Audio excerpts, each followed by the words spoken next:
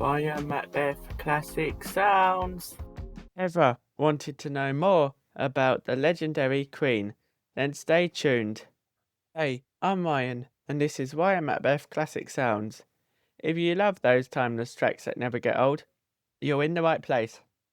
I'll be sharing fun facts about iconic artists and songs, plus some great music recommendations to keep your playlist fresh. No deep dives or long chats, just classic music straight up. Let's jump in. Queen is often cited as the most educated band in rock history.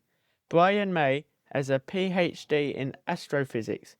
Roger Taylor studied dentistry and biology. John Deacon was an electronics engineer. And Freddie Mercury had a degree in art and graphic design.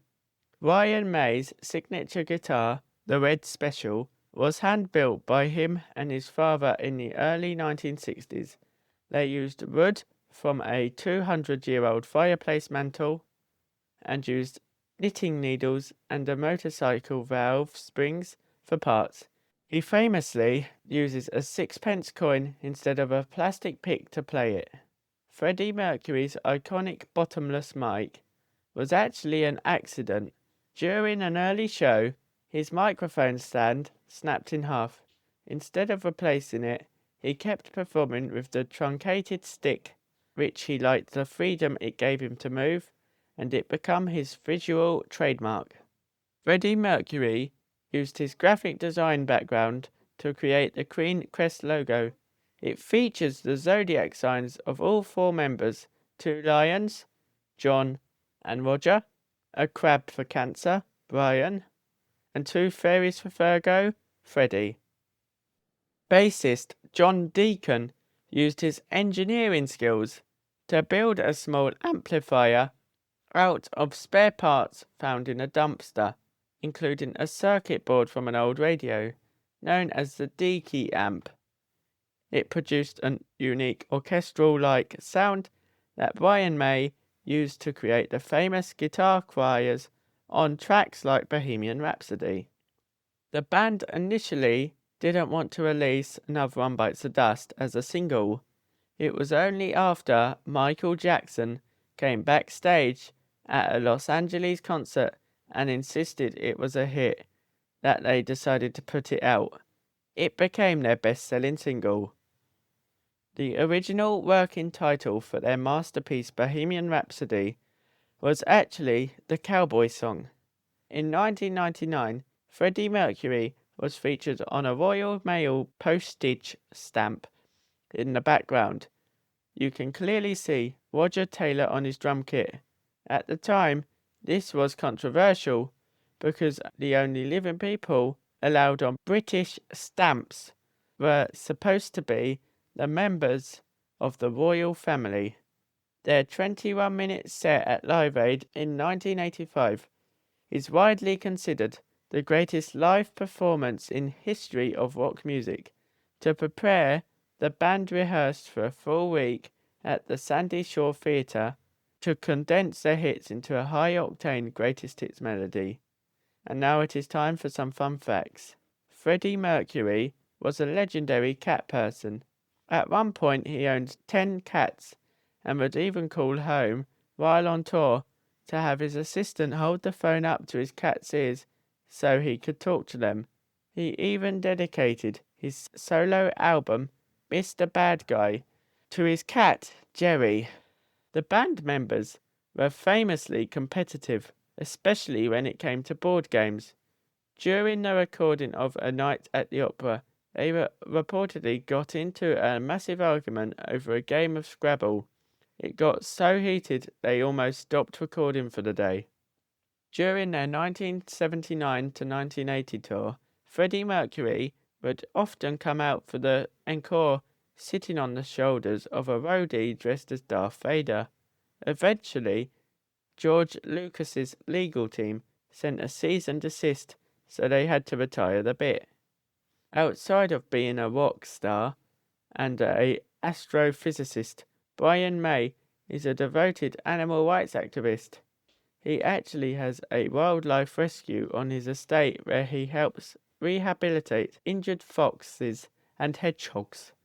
The song, I'm in Love with My Car, was written by drummer Roger Taylor about his favourite Alfa Romeo.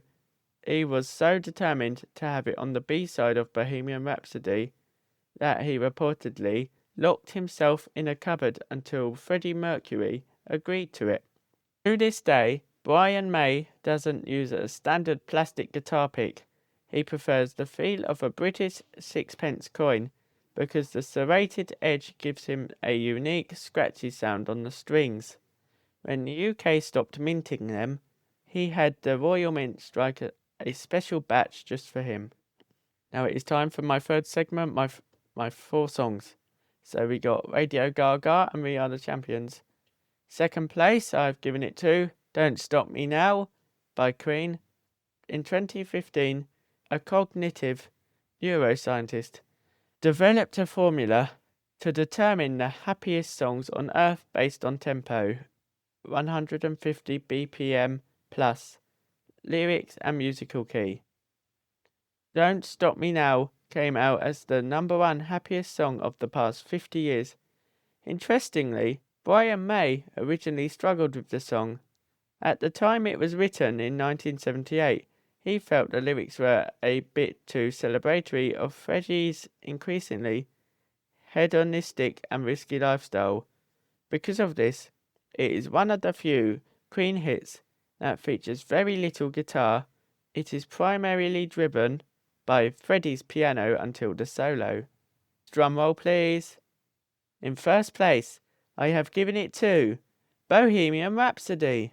Because the band didn't have digital recording in 1975, they had to overdub their voices. They sang their parts over and over on the same piece of tape so many times, which was about 180 separate vocal tracks, that the tape became transparent. They were terrified it would snap or wear out before they finished the song. Queen's record label originally refused to release the song as a single because it was 5 minutes and 59 seconds long, which was too long for radio. Freddie gave a copy to his friend DJ Kenny Everett, telling him not to play it.